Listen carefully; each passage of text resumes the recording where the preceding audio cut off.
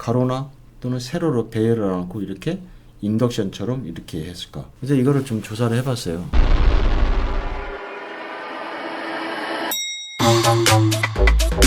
네, 안녕하십니까. 오늘은 애플 아이폰 11 출시에 대해서 얘기를 좀 해볼까 하고요. 예, 오른쪽에는 KT 금빛나무 차장님 나오셨습니다. 예, 반갑습니다. 네, 반갑습니다.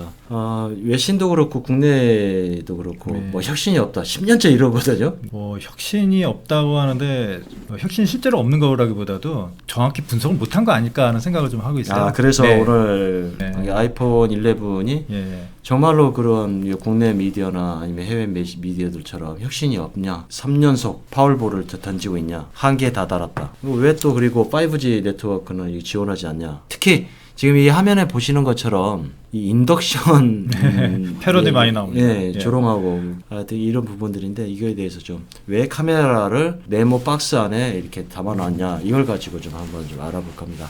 먼저 이 애플 아이폰의 이 카메라는요, 광각, 망원, 초광각 이 세 가지로 구성이 되어 있고요. 특히 이게 1200만 화소 굉장히 뛰어나죠. 여기에다가 어두운 곳에서 나이트 모드는 정말 대단하더라고요. 이 야외에서도 촬영이 뛰어나고 현재 시간 10일 날 이거를 새벽에 보고 며칠 동안 몇 번을 봤는데 11과 이제 11 프로 맥스 다르잖아요. 11은 이제 원래 이게 카메라가 2대인데 프로부터는 이제 3개가 붙은 건데 앞 뒷면을 동시에 찍는다. 그다음에 오디오도 줌 기능이 있다. 지향성 마이크를 뛰어넘어서 오디오도 끌어당긴다는 얘기죠. 그리고 이제 망원 기능도 아주 뛰어난 거예요. 그래서 이번 카메라는 재밌는 게 아이폰 소개에서 절반 이상을 카메라 소개만 하는 카메라.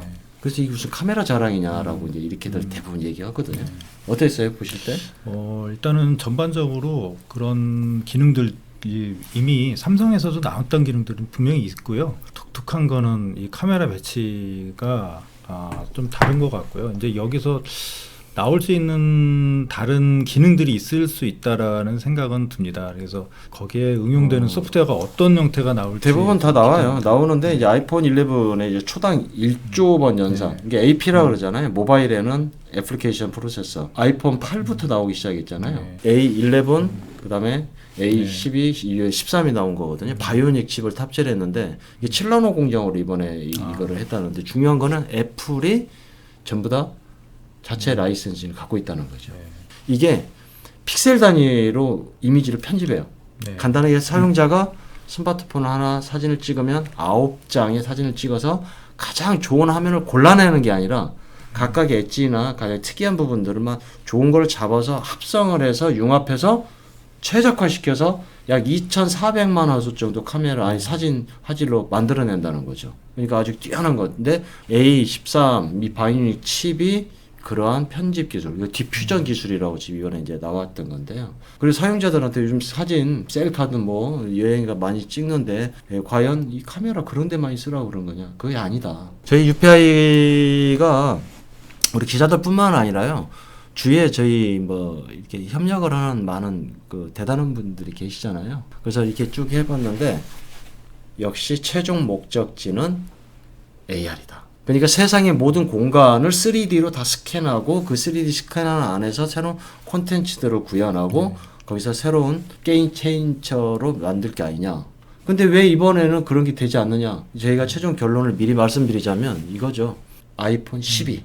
2020년 9월에 발표할 거기에 방점을 찍고 이번에 만들어놨다라는 거죠. 뭐 그런 테스트를 하기 위한 부분들도 분명히 숨어 있을 거라고 보고요. 그리고 애플의 특허에도 AR과 관련된 OS 특허들이 많이 있는 걸로 봐서는 그러니까 아이폰 8부터도 마찬가지지만 꾸준히 그 최종 목적지를 위해서 전진한 거죠. 그러니까 백캐스팅으로 봐야 되는 거 우리 흔히 하는 말대로 이 최종 목적지를 잡아놓고 그 목적지를 구현하기 위해서 우리가 지금 어디까지 왔냐 포지셔닝을 체크하는 단계인데 이게 조만간 빠르면 내년이라는 거죠.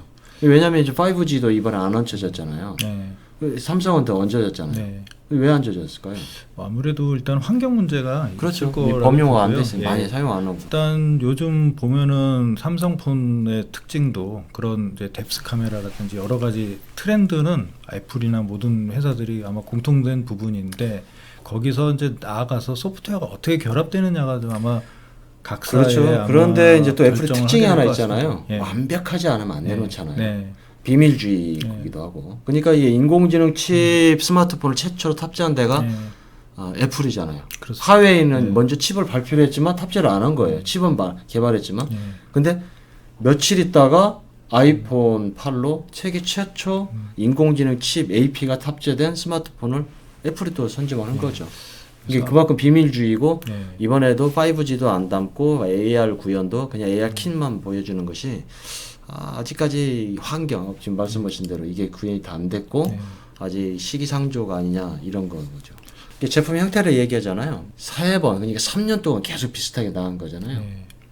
근데 이런 게 이제 아까도 얘기했던 카메라 다 있는데 똑같은데 뭐 이게 혁신 아니지 않느냐. 제일 중요한 건 궁극적인 최종 목표가 뭐냐를 한번 찾아볼 필요가 있을 것 같아요. 그렇죠. 그래서 디테일하게 보는 거죠. 그래서 비슷하게 보이지만은 디테일에서 다르다. 그러니까 지금까지 또 애플은 항상 남이 해왔던 것들을 낚아챈 거잖아요.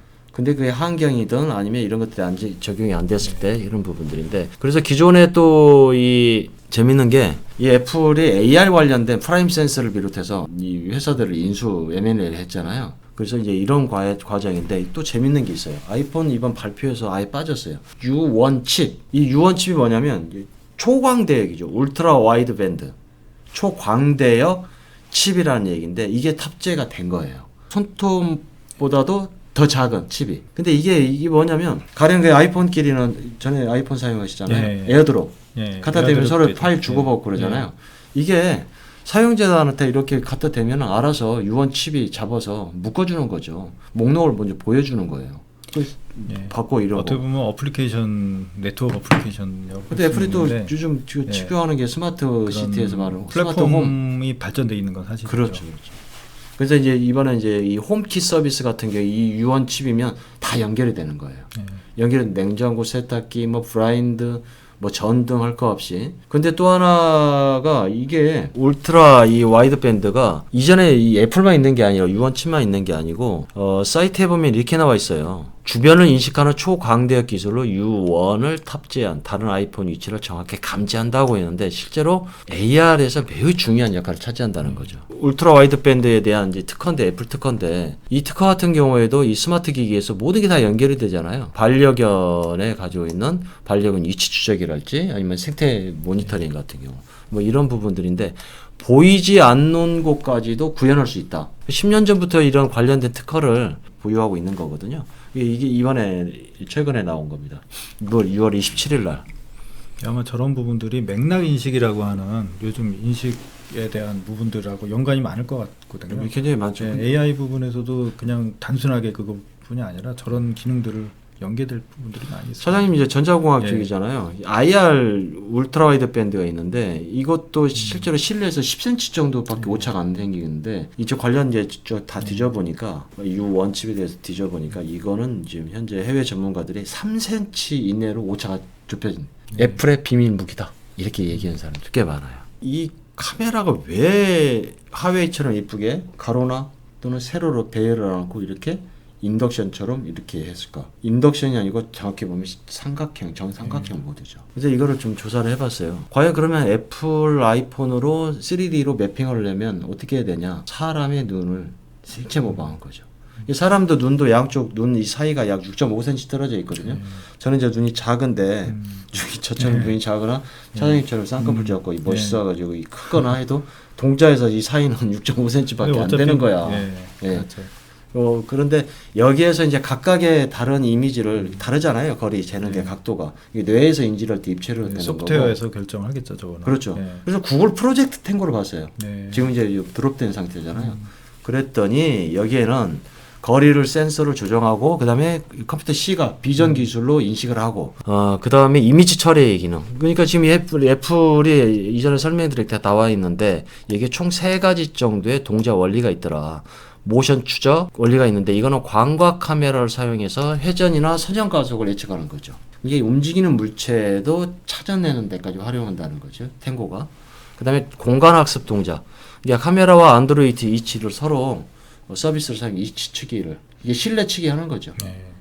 그리고 이거를 색인해서 시각적인 이제 수학적 알고리즘을 적용해서 이전 공간과 지금 공간을 대입을 한번 시켜보는 거고. 그다음 마지막에는 거리 인식. 거리 인식인데 이제 물체까지 거리를 측정하는데 통합 3D 센서가 장착됐다. 그래서 데이터 색상, 그다음에 연결 지도도 만든다. 거리 지도를 촬영하는데 이미지 초점을 다시 맞추고 고유한 방식으로 사진을 수정해서 이미지를 최적화한다. 이게 디퓨전 방식하고 굉장히 좀 일맥상통한 부분들이거든요. 결국은 사람의 눈을 모방했지 않느냐. 사람이 그 어차피 그 뇌에서 인식하는 부분까지 그렇죠. 한 거죠. 그리고 제가 이 기사를 이제 페이스북에 올릴 때 거리 재는 데는 삼각 측량법이 최고다. 네. 그래서 이 정삼각형으로 배치를 하지 않느냐. 이렇게 보는 사람의 거죠. 눈보다 오히려 더 많은 거를 네. 측정할 수가 있는 거죠. 네. 사람은 두 개니까. 그렇죠. 세 개니까 이게 광각이고 이 광각에다가 초광각, 망원까지 붙어 있기 때문에 그런 부분이 되는데요. 요 이미지는 현재 A13 이 바이오닉 칩인데 이 정도면은 웬만한 우리 한 몇 년 전 노트북에 들어가는 CPU하고 뭐 맞먹는 수준이니까. 그래서 결국은 이런 위치가 사람의 눈 간격처럼 배치되고 이거를 말씀하신 것처럼 디퓨전 기술, A13 딥러닝 기술로 그 다음에 U1 칩, 그 다음에 하드웨어, 소프트웨어 결합, 서드 파티들이 참여하는 이런 앱을 환경을 구현해서 앞뒤도 촬영하고 동시에 이런 앞뒤를 촬영하면 동시에 결국은 촬영하니까. 동시에 촬영한다는 건 저거죠. 거의 그 360도를 보는 거랑 마찬가지죠. 그 대단하죠. 광각일 경우. 네. 근데 여기에 또 더 중요한 게 있어요. 이제 AR은 지금 많이 우리 예측을 하잖아요. 애플이 추진하는 3D 아바타 모델. 그러니까 애플 3D 전략 특허 분석이거든요. 네. 아스펙 미래기술연구소인데 주로 이 차원영 대표 소장님이 하고 있는데요. 여기에 3D GUI, GUX, AR, VR 이게 애플이 추구하고 있는 전략 중에서 이런 것들을 모든 걸 가능하려면 하드웨어나 소프트웨어도 중요하지만 이걸 체계적으로 돌릴 수 있는 OS가 3D 해야 된다. 그래서 조만간 업그레이드 될 것이라고 이제 예측을 하고 그랬는데요. 아무튼 저희가 이제 종합적으로 마지막으로 결론을 낸 거는 아이폰 11은 스마트폰이 10년이 넘었잖아요. 이제 게임 체인저가 뭐 돼야 되잖아요. 폴더블 폰은 아닌 것 같아요. 뭔가 새로운 이제 OS 체계로 넘어간다든지 그런 두껍고 뭐 아무튼 시작이 될 것 같다는 그거는 이제 그 쓰는 데가 생산성 쪽에나 모를까. 예. 아무튼 내년에 아이폰 12가 되지 않겠느냐 이렇게 이제 보는 것이죠. 정확한 건 아닙니다. 저희 나름대로 이제 이거를 분석을 해보고 우리 UPI가 기존에 하도 10년 동안 뭐 혁신이 없었다는데 그렇지 않았거든요. 계속 1위였었거든요. 또 하나는 지금 이제 재밌는 게 이상한 게 벌어져서 이상한 일이 10일 날 발표했는데 11일 날 꿈의 시가총액 1조를 다시 돌파한 거예요. 그런데 1조가 됐다는 거는 그러니까 이 국내 애널리스트들이 이렇게 보더라고. 애플 TV 플랫폼 서비스 뭐 워낙 저렴하게 또 나왔기도 했고요. 그다음에 게임 서비스는 아케이드 이런 서비스 컨텐츠 서비스 시장에 대한 기대감 때문에 높아진 게 아니냐 얘기하는데 지금까지 애플을 끌고 왔던 건 아이폰이었거든요.